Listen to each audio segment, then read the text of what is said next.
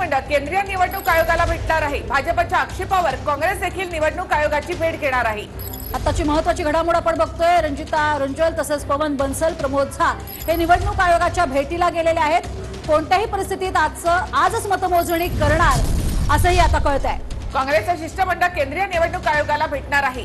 याआधी भाजपचं शिष्टमंडळ केंद्रीय निवडणूक आयोगाला भेटून गेलं होतं। त्यांनी यावर आक्षेप घेतलेला आहे। आयोगाला भेटल्यानंतर आता आपण पाहतोय काँग्रेसचं शिष्टमंडळ हे केंद्रीय निवडणूक आयोगाच्या भेटीला गेलं होतं आणि आता काँग्रेसचे शिष्टमंडळ आयोगाच्या या कार्यालयामधून बाहेर आलेलं आहे। आपण पाहतोय काही वेळातच आता ते प्रसार माध्यमांशी संवाद देखील साधतील। आपण जाणून घेणार आहोत नेमकं काय आहे। रंजिता रंजल असतील, पवन बन्सल, प्रमोद झा या नेत्यांचं हे शिष्टमंडळ आज भेटायला गेलो होतं निवडणूक आयोगाच्या भेटीला। खरं तर भाजपचं शिष्टमंडळ भेटल्यानंतर आज हे नेते भेटत आहेत।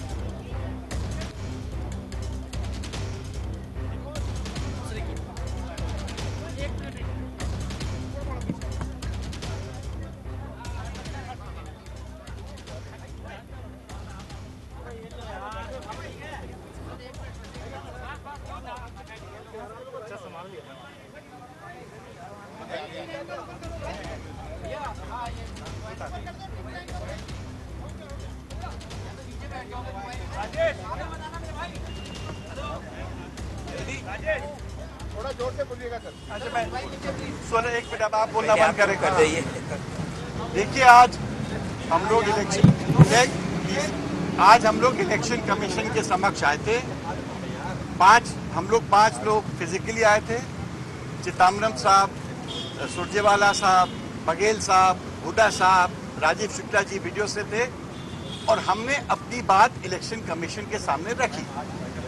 हमने जो बात रखी है a pure question of law कि भाई हमारे जानकारी के अनुसार जो रिटर्निंग ऑफिसर है उसने एक फाइंडिंग ऑफ फैक्ट दी है कि उसने पूरे कंप्लेंट को एग्जामिन किया है और उन्होंने कुछ प्रिवेसी या सीक्रेसी का वायलेशन नहीं देखा है, इसलिए उन्होंने वो कंप्लेंट एक्सेप्ट नहीं की है और यही ऑब्जर्वर्स की रिपोर्ट है। तो हमारा कहना है कि जो इलेक्शन का काउंटिंग प्रोसेस रुका है उसको आप तुरंत कंटिन्यू करिए क्योंकि अब कोई रीजन नहीं है उसको रोक के रखने का। तो इलेक्शन कमीशन ने हमारी बात भी सुनी, चिदम्बरम साहब की बात भी सुनी और दूसरों की भी बात सुनी और सबका सारांश यही था कि जब कोई त्रुटि ही नहीं मिली है। अगर आप सोचो अगर इंडिविजुअल कैंडिडेट्स के कंप्लेंट पे क्या इलेक्शन रुकता है? कितनी कंप्लेंट्स आती हैं राज्यसभा में, लोकसभा में, विधानसभा में। जब तक कोई ना कोई ऑफिशियल बेसिस ना हो उस कंप्लेंट का, जब तक ऑब्जर्वर्स की रिपोर्ट ना हो, जब तक आरओ की रिपोर्ट ना हो और वो अगर रिपोर्ट हमारे पक्ष में है, कांग्रेस पार्टी के पक्ष में है, तो इस वक्त काउंटिंग को रोक के रखने का कोई औचित्य नहीं है। तो बड़ी गंभीरता से इलेक्शन कमीशन ने हमारी बात सुनी है और उन्होंने कहा कि हम सब परिस्थितियों को देख के, पुरानी नज़ीरों को देख के हम इस पे अपना निर्णय देंगे।